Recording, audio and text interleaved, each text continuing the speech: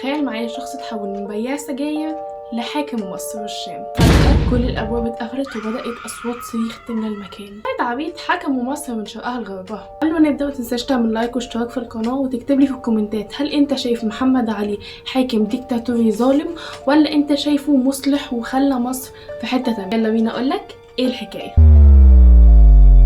سنة 1798 مصر كانت دولة تابعة للقيادة العثمانية تحت ايد السلطان سليم الثالث. كان وقتها والي مصر ضعيف جدا لدرجة ان الحكم كان في ايد المماليك. كان مراد بيك ماسك الوجه القبلي والجيش، كان ابراهيم بيك ماسك الوجه البحري والقاهرة. قبل ما نكمل قصتنا تعالى اعرفك سريعا هما مين مماليك اصلا. باختصار هم عبيد كانوا جايين من اسيا والقوقاز عشان يتم تدريبهم كفرسان وجنود عشان يكون ملهمش ولاء لاي حد غير لصلاح الدين الايوبي.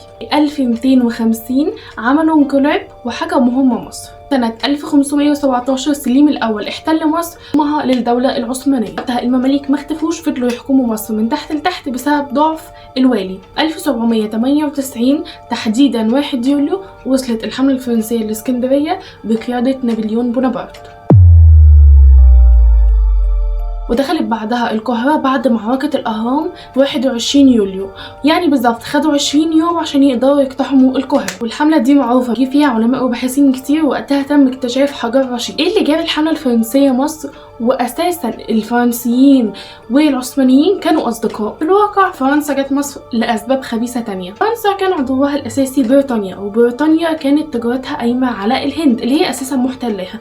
الفكرة إن التجارة كانت بتوصل من الهند لبريطانيا، أسهل طريق وأوفر طريق كان عن طريق مصر. فبالتالي لما فرنسا تحتل مصر تقطع تجارة بريطانيا كلها. طيب ليه أساسا السلطان العثماني كان سامح إن بريطانيا تنقل تجارتها عن طريق مصر؟ لأن هو كان واخد منهم مصلحة ببساطة، كان واخد منهم رسوم النقل، وكان اللي هو في بينا مصالح سياسية بحيث لو حصل لي أي مشكلة احنا صحاب. كلام جميل جدا. فين محمد علي بقى؟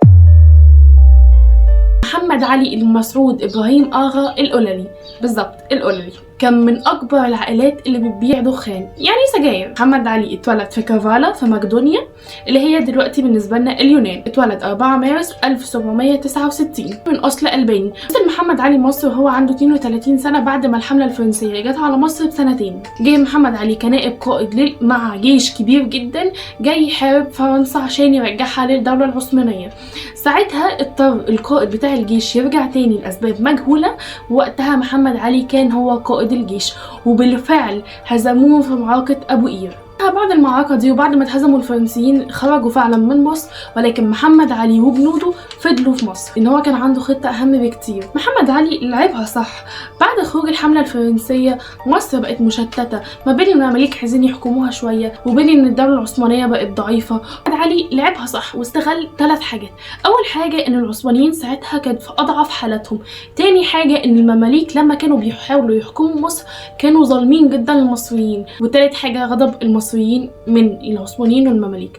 لما محمد علي يظهر كشخص في صف المصريين وان هو قد ايه بيحبهم وبيحميهم وان فجأة بقى ليهم ظهر، اكيد هيحبوا. من 1801 ل 1804 مفيش والي حكم مصر الا وحصل له حاجة، لان محمد علي بكل بساطه كان بيتحد مع المماليك ضده. اتحد مع عثمان بيك البرديسي قائد المماليك عشان يطردوا اي والي على مصر. ما احنا مصالحنا مشتركه. فمثلا طاهر باشا اتقتل، وخسرو باشا هرب، احمد باشا اتطرد من مصر اصلا. وطبعا بعد ما خد مصلحته واول ما عثمان بيك البرديسي فرض ضرائب باهظه على المصريين، نزل مع المصريين في ثوره هو وجيشه. حاول يقرب من اهم الشيوخ اللي هو عمر مكرم نقيب الاشراف، وده كان كلمته ساعتها مسموعه ومهمه جدا. كمان قرب من الشيخ عبد الله الشرقاوي، والاثنين دعموه وكانوا عايزينه يحكم مصر. لكن الكلام ده ساعتها ما عجبش السلطان العثماني.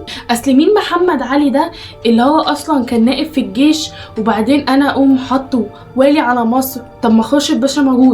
السلطان العثماني ارسل مندوب ب2 فرمان. الفرمان الاول وهو انه لو لقى ان الوضع يسمح لخرشد باشا ان هو يفضل في مصر وفي امل، يطلع الفرمان ده ويثبت خرشد باشا. ولكن لولا ان فاقد الامل وان مفيش اي فرصه لخورشيد باشا قدام محمد علي، وان المصريين مصممين عليه، يطلع الفرمان اللي فيه عزل خورشيد باشا وتعيين محمد علي. وفي 9 يوليو 1805 يتم تعيين محمد علي والي على مصر، ويكون اول والي منتخب يختاره الشعب. كان كالعاده يا فرحه ما تم. اول مشكله واجهت محمد علي ان العثمانيين عايزين يتحكموا فيه وفي قراراته، وتاني حاجه ان عمر مكرم بدا يتدخل في كل حاجه حرفيا، وتالت حاجه والاسوأ الانجليز جم يحتلوا مصر. 1807 جت حمله فريزر اللي هي الحمله الانجليزيه عشان تحتل مصر، ولكنها فشلت بسبب المقاومه الشعبيه بقياده عمر مكرم. وقتها محمد علي حس انه عمر مكرم واخد منه اللقطه، واخد منه الحاجه اللي هو كان المفروض يعملها، ان هو ينزل بالجيش والشعب ويحارب ضد الانجليز، مش عمر مكرم اللي يعمل كده. وفي 1809 بدا يفرض ضرايب على المصريين، وطبعا الكلام ده ما عجبش عمر مكرم، لان اتفقهم من الاول ان هو يكون والي مصر، ولكن قبل ما ياخد اي قرار يستشير الشيوخ كلهم. وقتها محمد علي ما عملش كده، فبالتالي محمد علي عشان يخلص من تدخل عمر مكرم عزله من منصبه ونفى دمياط. 1811 السلطان العثماني كان شايف ان محمد علي نفوذه عماله تكبر وانه كده مش هيعرف يسيطر عليه، فقرر ان هو يبعته في حمله للحجاز اللي هي الدوله السعوديه، فلو اتهزم يبقى سهل التخلص منه، ولو ما اتهزمش رجع لنا الحجاز ده من الدوله العثمانيه. وفعلا في 1 مارس 1811 بيجهز محمد علي جيشه بقيادة توسم باشا اللي هو بيكون ابن محمد علي، وساعتها توسم بيكون عنده 17 سنة. عمل محمد علي حفلة كبيرة جدا عزم فيها كبار المماليك وكبار الدولة. خرج الجيش بقيادة توسم، وبعدها خرج كبار الدولة، وبعدها قبل ما يخرج كبار المماليك باب العزا يتقفل تماما، وتبدأ أصوات بنادق وصريخ ودم يملى المكان.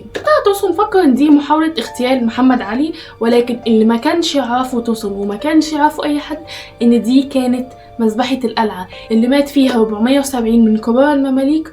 وبعد ما المذبحة خلصت خرج الجنود يقتلوا في اي مملوكي كانوا بيشكوا فيه بره، لدرجة ان في 3 ايام بس مات 1200 مملوكي. عشان تفهم يعني ايه 1200 مملوكي، القاهرة كلها ساعتها كان فيها 3000 مملوكي بس. هو تقريبا قضى على نصهم، ولكن ما كانش هدفه يقضي على اكبر عدد ممكن قد ما كان هدفه يقضي على الراس الكبيرة زي ما بيقولوا، اللي هم القادة اللي بيخططوا. كده يكون محمد علي تخلص من المماليك. طبعا الحملة اللي راحت على الحجاز فازت ورجعت الدولة السعودية او الحجاز تحت ايد العثمانيين، ولكن ما كانش ده هدف محمد علي اساسا. محمد علي كان عايز يأسس جيش خاص ليه هو، بحيث لما يكون في اي حملة يضم الدولة دي للامبراطورية بتاعته، مش ان هو يضم الدولة دي للعثمانيين. ولكن وقتها كان عند محمد علي 3 مشاكل. اول حاجة خزينة الدولة فاضية تماما ما فيهاش ولا جنيه.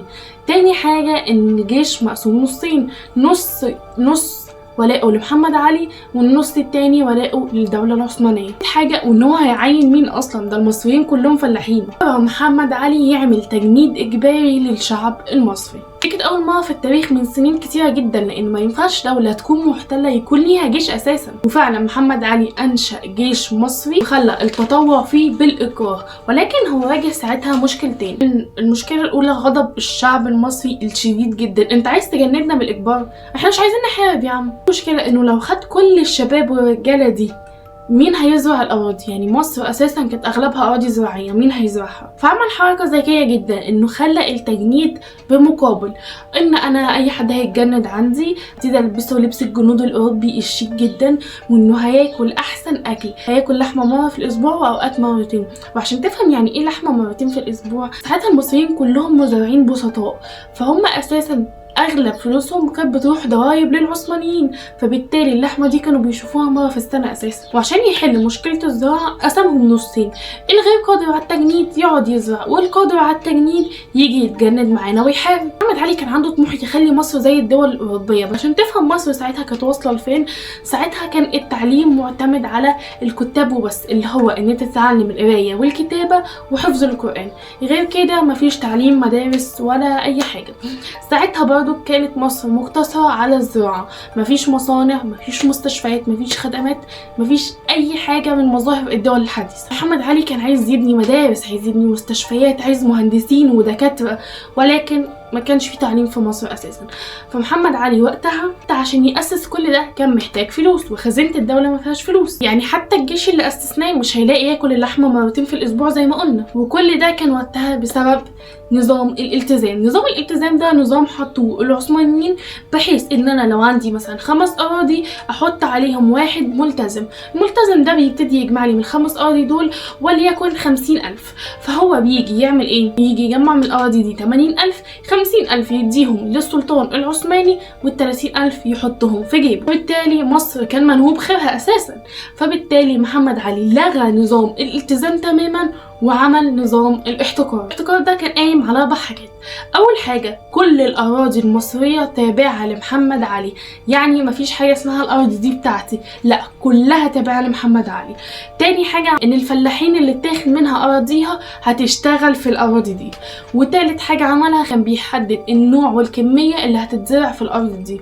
ورابع حاجه عملها ان هو كان بيشتري منهم في الاخر المحصول ده بسعر رخيص جدا. ديكتاتوريه كما قال الكتاب. ساعتها الفلاحين غضبوا جدا. الارض بالنسبه للفلاح دي شرفه، ولكن كانت المشكله ان هم كل ما يفكروا يغضبوا او يعملوا ثوره يفتكروا مذبحه القلعه واللي شافوهم قدامهم بيموت. ولكن نظام الاحتكار ده ادى الى ان مصر كانت من اغنى الدول ساعتها واحد اهم الدول المصدره، واصبحت مصر لا تستورد اي شيء من الخارج، بقى عندها اكتفاء ذاتي. يجي حد يقول لي ازاي؟ ما هو محمد علي ما عملش كده غلاسه. هو اولا حدد نوع المحصول على حسب نوع المحصول اللي مطلوب بره او موجود بشكل قليل جودته وحشه في الاسواق العالميه، وخلى المصريين يزرعوه بجوده وكميه كبيره جدا، وراح باعه هناك بسعر تنافسي جدا لان هو اشتراه من الفلاحين بسعر رخيص اساسا. وده خلى المنتج المصري متوفر بكثره وكمان سعره تنافسي، فاصبحت مصر من اغنى الدول المصدره. وكمان خلى للفلاحين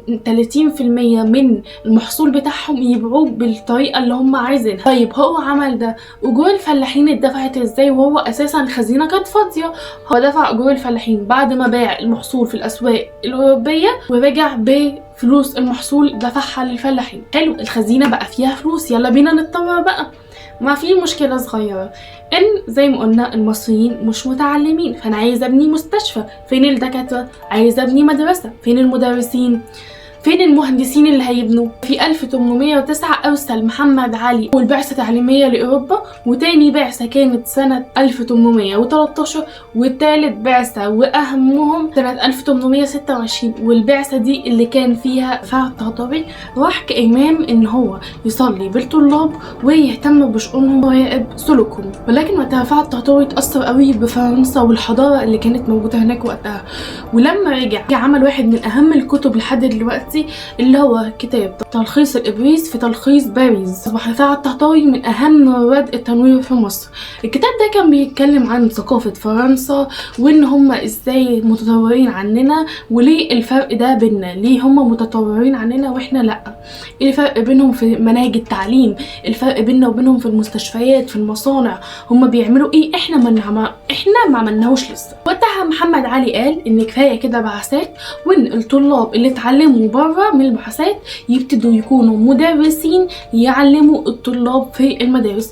وقتها بدأ يكون فيه لأول مرة في مصر مدارس ابتدائي واعدادي وثانوي، ويكون فيه لأول مرة التعليم ما بعد الثانوي اللي هو التعليم الجامعي دلوقتي. وسنة 1827 تم إنشاء أول مستشفى حكومي في مصر، وهي مستشفى أبو زعبل اللي بعد كده اتنقلت للقصر العيني، واللي أنشأها محمد علي بغرض إن هو يعالج الجيش. رغم كل العلم والتطور ده، كل الكلام ده كان ممكن ينتهي في لحظة. مصر كان فيها من 1,000,000 ل2,5 مليون نسمة، وساعتها الجيش كان عدده أقل من 100,000 اللي صالحين للتجنيد، وكان قاسم 100,000 دول أساسا جزء للزراعة وجزء الجيش. كل التجنيد كان أقل من 100,000. وعشان تفهم يعني إيه جيش عدده أقل من 100,000، الحملة الفرنسية لما جت على مصر كان عدد جيشها 600,000 جندي. يخسر تعبك يا محمد علي. وقتها كان الحل الوحيد احتلال السودان. السودان وقتها كان فيها اكتر من ميزه، والمقصود هنا بالسودان اللي هي الدول اللي في الجنوب، دول اصحاب البشره السمراء، مش السودان اللي احنا عارفينها دلوقتي جغرافيا بالحدود بتاعتها، لا هي كان ضمنها كذا دوله. مميزات السودان اولا كان فيها 120 مليون فدان قابل للزراعه، وعشان تفهم يعني ايه 120 مليون فدان قابل للزراعه، كل التطور اللي محمد علي عمله في مصر ده كان ب10 مليون فدان للزراعه بس. ثانيا السودان اساسا كانت قريبه جدا من مصر، يعتبر دوله واحده، لان السودان كانت مليانه ثروات زي الذهب. كمان بنيه الجنود السودانيين بتكون اقوى واطول، هيكونوا جنود اقوياء، وده يزود تعداد الجيش. في 1821 حضر محمد علي حمله بقياده اسماعيل باشا اللي هو ابن محمد علي، واتجهت ناحيه السودان. وبعد 4 سنين من الحروب اصبحت اغلب السودان او مناطق كثيره من السودان ضمن امبراطوريه محمد علي. وهو بيحارب في السودان قتل باقي المماليك اللي هربوا من مذبحه القلعه وهربوا من مصر ساعتها للسودان. بما ان الدوله العثمانيه اصبحت ضعيفه، اليونان كانت عايزه تستقل عن الدوله العثمانيه. وقتها السلطان العثماني محمود الثاني يؤمر محمد علي انه ياخد جيشه ويروح يحارب في اليونان ويرجعها ضمن الدولة العثمانية. في 1825 يروح محمد علي بجيشه لليونان عشان يحارب، بس مش عشان يرجع اليونان للدولة العثمانية، بل عشان يضمها للإمبراطورية بتاعته. في 1826 تدخل أهم إمبراطوريات في العالم روسيا فرنسا وإنجلترا عشان تمنع محمد علي من احتلال اليونان. وفي 20 أكتوبر 827 تقوم معركة ما بين محمد علي الجيش المصري والسوداني مع المتحالفين منه من الجزائر مع العثمانيين ضد الامبراطوريات فرنسا والانجليز وروسيا. وطبعا النتيجة كانت واضحة جدا، انتهت بكارثة وتدمير اسطول محمد علي بالكامل. انسحب بما تبقى من اسطول. وقتها كانت على وشك بداية حرب بين العثمانيين والروسيين، وكانت الحرب دي بسبب ان لما روسيا دخلت وحاولت ان هي تحمي اليونان من العثمانيين قفلوا مضيق الدردنيل. وعشان تفهم اهمية مضيق الدردنيل، من اهم الدول لتمرير تجارة روسيا وغيرهم من الدول الكبيرة بشكل اسرع وأوفر. ومضيق الدردنيل كان بيوصل البحر الميت بالبحر المتوسط. 1828 وقتها قامت حرب بين الدولة العثمانية وروسيا. وقتها الطبيعي ان روسيا تتفوق على العثمانيين لان هم اصبحوا ضعفاء. وقتها العثمانيين يعملوا حاجه جديده جدا، ان هم يطلبوا من محمد علي ان هو يساعدهم. ده محمد علي رفض تماما ان هو يساعد الدوله العثمانيه، خصوصا ان الاسطول بتاعه لسه متدمر قبلها بسنه، فهو ما لحقش يجمع شتات اسطوله اصلا. وده كان فتيل الحرب بين محمد علي والدوله العثمانيه. محمد علي ما كانش حابب يكون هو اللي بدأ بالتعدي او بدأ بالحرب مع العثمانيين، على الرغم من ان الحرب دي كانت حلمه، لان هو عارف ان الدوله العثمانيه ضعيفه، هو كان نفسه يحتل الشام. من ضمن الحاجات اللي محمد علي عملها، عمل جزء في الجيش لتجنيد اصحاب العاهات. وعشان تفهم مين هم اصحاب العاهات، وقتها لما كان واحد يكون عايز يتهرب من التجنيد يقوم قاطع صباعه، يحط سم فان في عينه، يشوه نفسه باي شكل. في ناس اوقات كانت بتتخن جامد جدا بحيث ان هي ما تقدرش ان هي تمسك سلاح او تجري.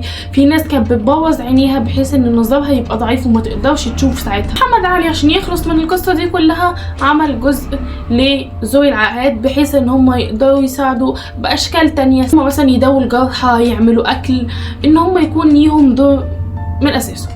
فالحل وقتها كان بالنسبه لهم ان هم يهربوا للشام وتحديدا عكا. فعايزه اقول لك ان عدد اللي هربوا من التجنيد كانوا 8000، واللي هربوا لعكا تحديدا كانوا 6000 جندي. وقتها محمد علي بعت لوالي عكا يطلب منه ان هم يرجع الجنود اللي هربوا عنده. وطبعا والي عكا قبلوا بالرفض، لان اساسا والي عكا ومحمد علي ما كانوش على وفاق وقتها، وهي دي كانت حجه محمد علي ان هو يبدا يتحرك على الشام. 1831 بعد ما الجيش اللي تدمر رجع وضعه شويه، اتحركوا من الاسكندريه لعكا، سيطر عليها وقتها بكل سهوله. ما اكتفاش بان هو يحتل عكا، دخل على بيروت وحمص وحلب ودمشق، ودخل على تركيا وسيطر على اقليم كونيا، وكان خلاص داخل على القسطنطينية اللي هي مقر الحكم العثماني. مجرد ما يدخل القسطنطينية انتهت الدولة العثمانية. ولكن قبل ما يدخل القسطنطينية السلطان العثماني استعان بروسيا ضد محمد علي.